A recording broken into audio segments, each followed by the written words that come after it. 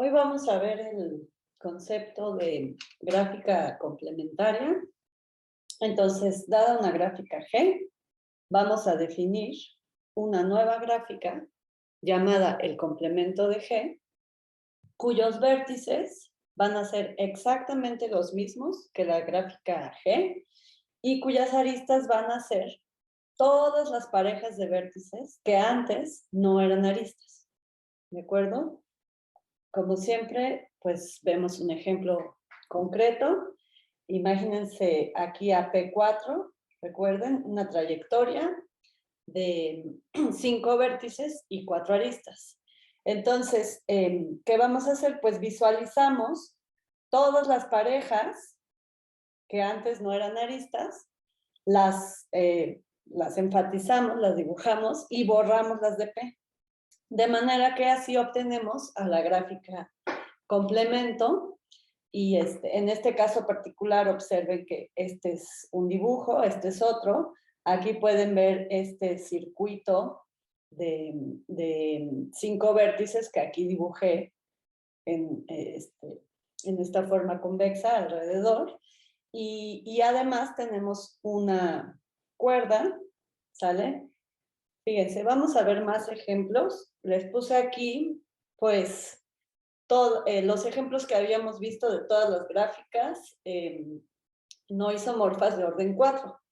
Y si están de acuerdo, pues ya sabemos que cada gráfica, pues, tiene su complemento. Y el complemento del complemento, pues, es volver a la misma gráfica. Esto nos hace pensar que, pues, que las gráficas están así acomodadas como en gráficas complementarias. Pero, ¿cómo puede ser? Por ejemplo, aquí, esta, pues es el complemento de esta es el complemento de esta, este es el complemento de esta. Pero, ¿cómo puede ser que, en este caso, por ejemplo, ya habíamos dicho que el total de gráficas de orden 4 es 11? Entonces, ¿cómo van a estar en gráficas, en parejas complementarias, si 11 es un número impar? Pues porque fíjense, a ver, aquí voy a continuar, este es el complemento de este es el complemento de este, y esta gráfica, observen que es su propio complemento, es decir, lo voy a escribir aquí, P3 es isomorfa al complemento de P3.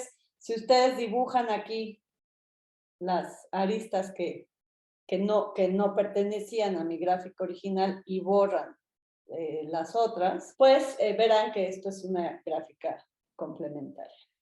Esas gráficas son interesantes, les dejaré algunos ejercicios en el cuestionario y también les voy a poner a jugar con estas gráficas.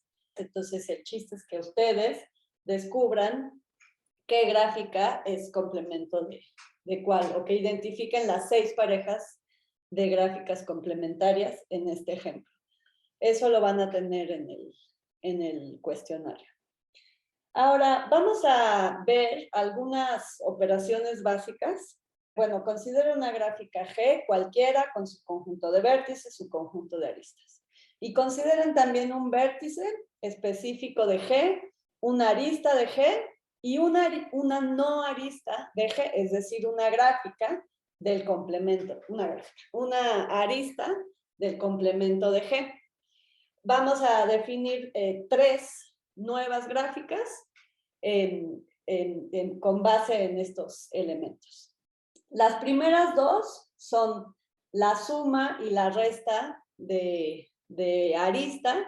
Entonces, el conjunto de vértices en ambos casos, pues va a ser el mismo, permanece igual, y el conjunto de aristas, como es natural, pues va a ser todas las aristas de G, excepto la E que elegí específicamente.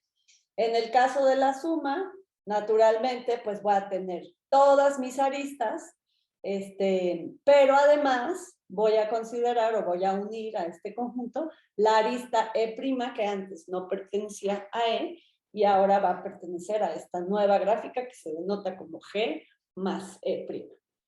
El caso de la resta o subtracción, o no sé cómo se le puede llamar, de un vértice, es un poquito más interesante porque fíjense, la nueva gráfica G menos B va a tener como conjunto de vértices, va a tener el conjunto de vértices de la G, excepto el vértice B.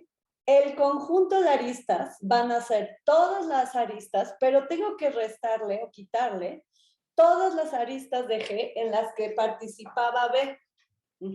Ahí, de hecho, no sé cuántas aristas estoy quitando. Estoy quitando, puede ser que no quite ninguna o puede ser que quite muchísimas o todas las aristas.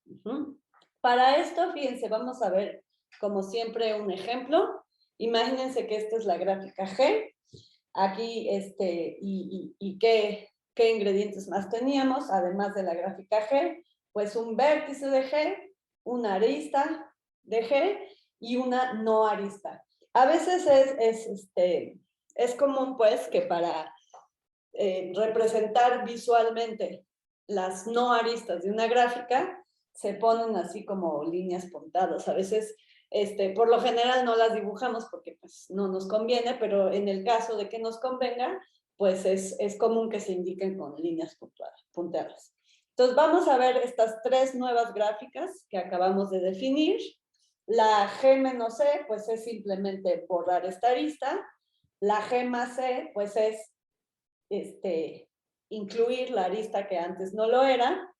Y la G menos B, como ya les digo, es más interesante. Imagínense que borran el vértice y borran todas las aristas que, en las cuales el vértice participa. Entonces, al final, pues me queda esto. De hecho, en este caso, al quitar este vértice, se me desconectó la gráfica. Todas estas, hay muchos conceptos que vamos a retomar y que vamos a profundizar. Estoy consciente de que esta parte de la teoría es muy tediosa porque son muchas definiciones pero ustedes piensen que estamos como aprendiendo un lenguaje y después con ese lenguaje vamos a poder hacer muchas cosas. Vamos a contar historias, es decir, a dar demostraciones, vamos a escribir poesía. Van a ver que el curso se va a poner más interesante. Yo entiendo que esta parte es un poco pesada. Vamos ni modo, a ver un poco más de definiciones. Dos operaciones más que son importantes. La primera es muy boba, la unión disjunta. Imagínense que tienen dos gráficas, G1 y G2, y estas gráficas son disjuntas en el sentido de que el conjunto de vértices de la primera es disjunto del conjunto de vértices de la segunda. Vamos a definir una nueva gráfica que va a ser la unión, cuyos vértices pues va a ser la unión disjunta de los vértices. Aquí a veces se le pone un puntito para especificar qué es unión disjunta. Y las aristas pues van a ser la unión de las aristas. Esto es una tontería. Cuando yo vi esto también me parecía súper bobo y súper aburrido, pero recuerden, es como aprender un lenguaje. Nos va a ayudar. Este es un esquema como para ilustrar este concepto. Yo tengo la gráfica G1 por aquí, la gráfica G2 por aquí, y la unión disjunta, ¿quién es? Pues es considerar la gráfica que consta de estos dos pedazos. Aunque cada una de G1 y G2 también podría constar de diferentes pedazos. Nada más como una nota de lenguaje o de notación. Si n es un número entero positivo, denotamos ng como la unión disjunta de n copias de la gráfica G. ¿Sale? Una más es la suma de psico. Muchas veces estos nombres no son estándar en la literatura. Entonces, los que yo estoy usando en esta clase, los vamos a usar en este curso. Vamos a ser consistentes, pero les advierto que hay que tener cuidado porque en diferentes libros a veces conceptos iguales están nombrados de manera diferente. Entonces, siempre hay que estar seguros, siempre hay que estar viendo las definiciones. Y como en el lenguaje, lo que importa es asociarle un nombre a un concepto.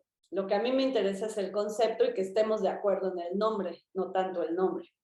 Entonces, muy bien, esta suma de psico, pues fíjese, esta parte de aquí es como la unión disjunta, ¿no? Considero la unión disjunta.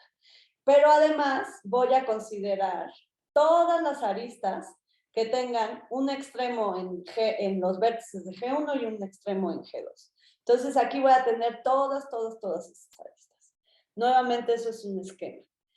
Por ejemplo, la suma de psico para cuando el primer sumando es una gráfica completa de orden 1, es decir, un vértice, pues se ilustraría de esta manera, y esto en ocasiones se llama la suspensión de G. Y luego pues hay nombres bonitos, como que por ejemplo, la suspensión de un ciclo es una rueda, porque pues se ve así, ¿no? Este es un ejemplo concreto de la rueda. Aquí, ya que aprendimos el lenguaje, volví a poner nuestra pequeñita familia de gráficas de orden 4, que cómo nos ha servido, y les puse así, pues, por ejemplo, pues ya sabíamos sus nombres, ¿no? Ya sabíamos que esta era K4, ¿cómo le podemos llamar a esta? Pues el complemento de K4, y eso es lo mismo que 4 veces K1, ¿no? Unión disjunta de 4 puntos. Aquí esta pues se podría llamar K2, unión K1, unión K1. Esta se podría llamar P2, unión K1. Pues esta es 2K2. Y así ustedes pueden revisar esos nombres y empezarse a habituar con este nuevo lenguaje que están aprendiendo. Un concepto más que vamos a ver, ya el último en este video, es el concepto de subgráfica. Se denota de esta manera. Decimos que G2, la gráfica G2 es subgráfica de la gráfica G1, así que si el conjunto de vértices de la gráfica G2 es un subconjunto del conjunto de vértices de la gráfica G1 y el conjunto de aristas de la gráfica G2 es un subconjunto del conjunto de aristas de la gráfica G1. ¿De acuerdo? Hay dos tipos de subgráficas importantes que quiero distinguir. El primero es lo que se conoce como una subgráfica inducida y el segundo, el que se conoce como una subgráfica generadora. El de subgráfica generadora es como más fácil de explicar y de definir, es simplemente la gráfica G2 va a ser una subgráfica generadora de G1, así que si G2 es subgráfica de G1 y además el conjunto de vértices de ambas es exactamente el mismo. La subgráfica inducida tiene un poquito más de chiste. Aquí tenemos la definición, se las explico.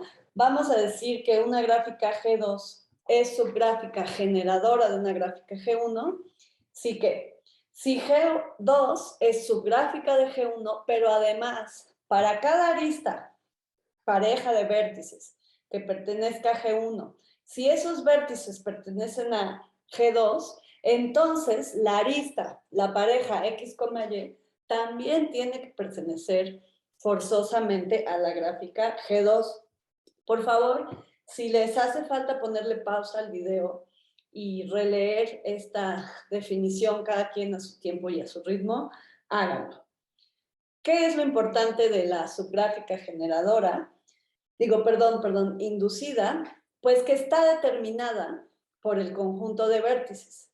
Si yo quiero una subgráfica generadora de G1, basta con elegir quién es el subconjunto de vértices de G2 para saber quién es toda la subgráfica, porque las aristas de G2 van a estar determinadas por las aristas de G1 y los vértices que elegimos para que fueran vértices de G2. Vamos a ver ejemplos, por supuesto.